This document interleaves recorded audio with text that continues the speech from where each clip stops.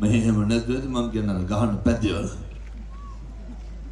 දැන් 7 8 9 10 11 වෙනකන් කොල්ලෝ ගෙවන්න වලට එන්නේ. පුරුදු වෙන්න. ඔය තරුණ කාලේ ආය හම්බෙන්නේ.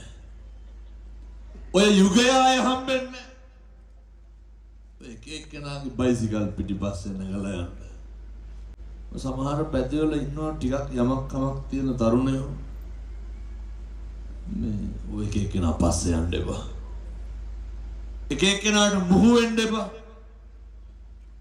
මෙහෙම කියන්නේ පින්නතුනි ජීවිතේ වැරදිච්ච තරුණ මහත්තුරු. කියනවා පොඩි හාමුදුරුවනේ පින් සිද්ධ වෙයි. ගිහින් කියන්නලු. සල්ලි තියනකොට කවදාවත් සිගරට් එකක්වත් තනියෙන් බොන්නේ නැහැ. කාත් එක්කද බොන්නේ? කියනවා ඕන තරම් මට යාළුවෝ හිටියා. ඕන තරම් යාළුවෝ ඉන්නවා. ජීවිතේ වැරදුනහම කවුද ඉන්නේ? අපිට කිසි කෙනෙක් නැහැ. අභාවයට යනකොට කවුරුත් නැහැ. පොලිසිය වයිසි මහත්තයා හිටිය අහලා බලන්න. අප දෙන්නේ බිරිඳද අම්මා තාත්තද යාළුවෝද? එක්ක අම්මා තාත්තා එක්ක බිරිඳ. තරුණ මහත්තුරු හොඳට දැනගන්න.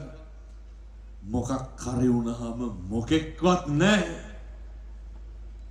වරදිනකන් ලෝකයක් බලාගෙන ඉන්නව hina වෙන්න. ගමේ උන් සේරම බලාගෙන ඉන්නේ මොකේද? වරදිනකන්.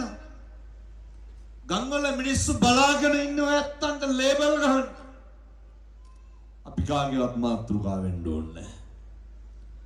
අනිත් එක අපි කාටවත් පේන්න කරන්න ඕනේ. අපි කාටවත් පේන්න දියුණු වෙන්න